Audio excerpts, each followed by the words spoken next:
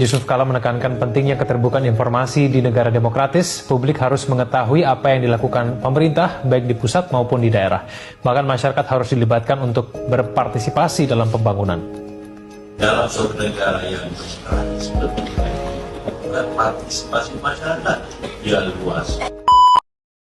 Assalamualaikum warahmatullahi wabarakatuh. Perkenalkan, nama saya Muhammad Rofi Wiryawan dari kelas 1B dengan NIM 250201043 akan mengerjakan tugas pada mata kuliah pendidikan Pancasila dengan tema demokrasi, negara hukum, dan hak dan kewajiban, yang dimana demokrasi adalah pemerintahan yang bersumber dari rakyat, oleh rakyat, dan untuk rakyat, yang dimana adalah rakyat memegang kekuasaan di atas segala-galanya. Contoh-contoh demokrasi yaitu pemilihan umum, terus kebebasan berpendapat, dan lainnya. Selanjutnya yaitu negara hukum. Negara hukum berarti bahwa segala tindakan pemerintahan atau warga negara harus berlandaskan hukum. Tidak ada kekuasaan yang berada di atas hukum. Ciri-ciri negara hukum yaitu yang pertama, supremasi hukum. Hukum berada di atas segala-galanya. Yang kedua, persamaan di depan hukum. Semua warga negara memiliki kedudukan yang sama di mata hukum.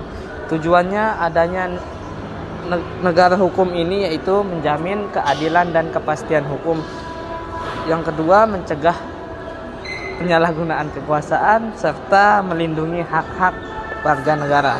Selanjutnya yaitu tentang hak dan kewajiban, yang dimana hak dan kewajiban ini selalu berdampingan, tidak dapat dipisahkan, yang dimana hak warga negara adalah segala sesuatu yang boleh atau berhak kita untuk dapatkan dari negara.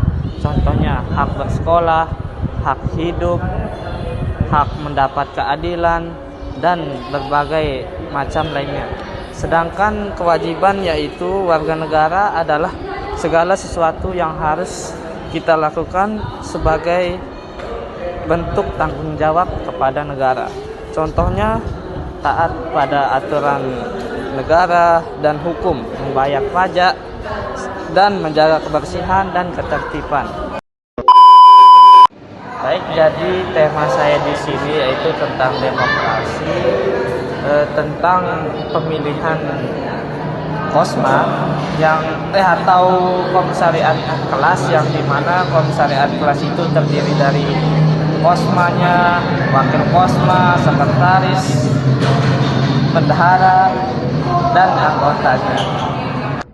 Siapa yang mau memilih antara Denny atau Nabil, nanti kalian taruh strip di garis ini. Misal Denny, lanjut Hakik, terus Salwa, misal di Denny lagi, terus Nadia, misal di Denny lagi. Kalau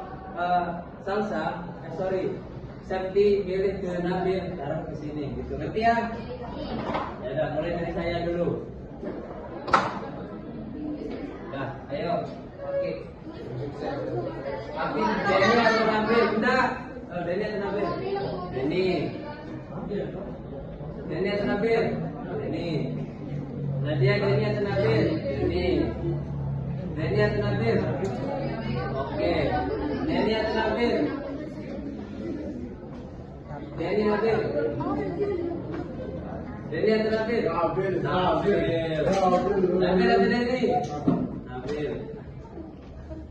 Denny atau Nabil? Denny.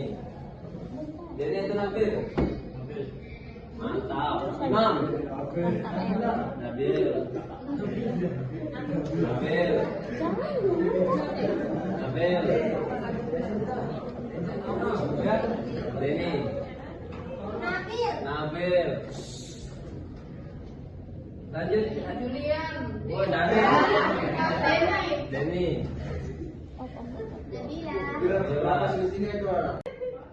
Jadi di sini pemenangnya teman-teman ada di Bang Denny. Denny lah yang akan jadi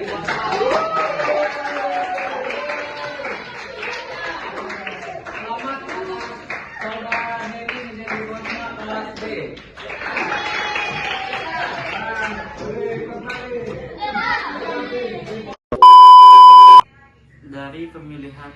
kelas yang tadi, yang saya dapat analisis bahwa demokrasi bukan sekedar sistem pemerintahan, melainkan cermin dari kesadaran bersama untuk menghargai setiap individu.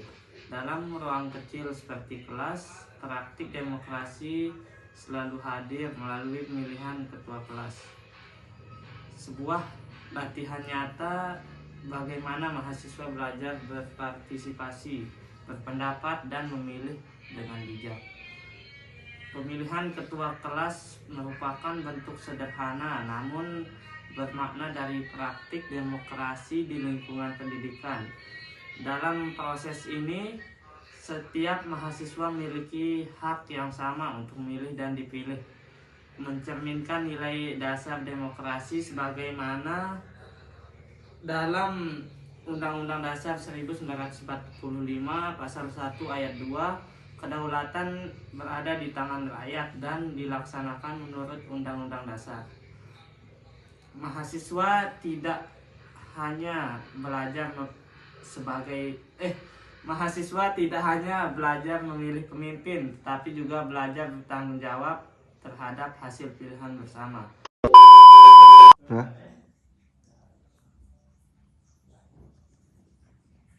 Jadi yang dapat saya simpulkan bahwa pemilihan ketua kelas ini di kalangan mahasiswa merupakan bentuk nyata dalam pelaksanaan demokrasi di lingkungan kampus.